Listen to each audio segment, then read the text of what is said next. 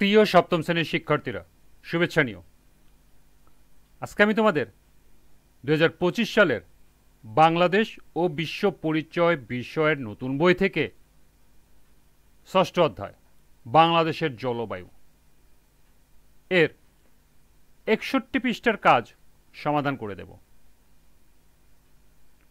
প্রথমে তোমাদের বলবো, যারা আমার চ্যানেলটি সাবস্ক্রাইব করো নাই তারা আমার চ্যানেলটি সাবস্ক্রাইব করবে এবং আমার সাথে থাকবে। তাহলে চলো আমরা ক্লাস শুরু করি। ষষ্ঠ অধ্যায় বাংলাদেশের জলবায়ু, পৃষ্ঠা 61, কাজ 1। মানুষের প্রাকৃতিক দুর্যোগের প্রভাবে ক্ষতিগ্রস্ত ক্ষেত্রসমূহের তালিকা প্রদর্শন করো। অর্থাৎ তালিকায় এই ক্ষেত্রসমূহ প্রদর্শন করতে হবে। তো চলো এখন আমরা এর সমাধান দেখে নিই। এর সমাধান হলো, বাংলাদেশের প্রাকৃতিক দুর্যোগের প্রভাবে ক্ষতিগ্রস্ত ক্ষেত্রসমূহের তালিকা নিম্নে উপস্থাপন করা হলো। 1, কৃষির ক্ষেত্রে ক্ষতিগ্রস্ত তালিকা হলো জলবায়ু পরিবর্তনের কারণে ফসলের ব্যাপক ক্ষতি হয়। 2 হলো মৎস্য সম্পদ। জলবায়ু পরিবর্তনের ফলে বাংলাদেশের মৎস্য সম্পদ 3 দিক থেকে ক্ষতির সম্মুখীন, যেমন লবণাক্ততা, বন্যা ও উপকূলীয় জলোচ্ছ্বাস। 3 নম্বর হলো স্বাস্থ্য।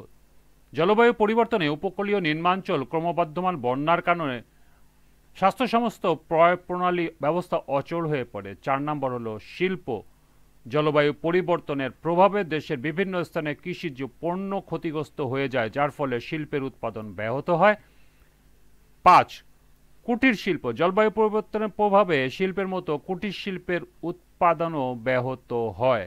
6 হলো সামাজিক। বন্যা ও নদী ভাঙনের ফলে নগর ও গ্রামে উদ্বাস্তুর সংখ্যা বাড়ে এবং সামাজিক বিশৃঙ্খলা বিঘ্নিত হয়। এবং সর্বশেষ অবকাঠামো। বন্যা, নদী ভাঙন, ঘূর্ণিঝড় ও জলোচ্ছ্বাস, টর্নেডো ইত্যাদিতে অবকাঠামোগত ক্ষতির সম্মুখীন হয়। এই ছিল এই কাজের সমাধান। আজকের ক্লাসটি এ পর্যন্তই। সবাইকে আবারও বলছি, যারা আমার চ্যানেলটি সাবস্ক্রাইব করো নাই তারা আমার চ্যানেলটি সাবস্ক্রাইব করবে এবং আমার সাথে থাকবে। সবাইকে পরবর্তী ক্লাস দেখার আমন্ত্রণ জানিয়ে আজকের মতো আমি এখানেই বিদায় নিচ্ছি। আল্লাহ হাফেজ।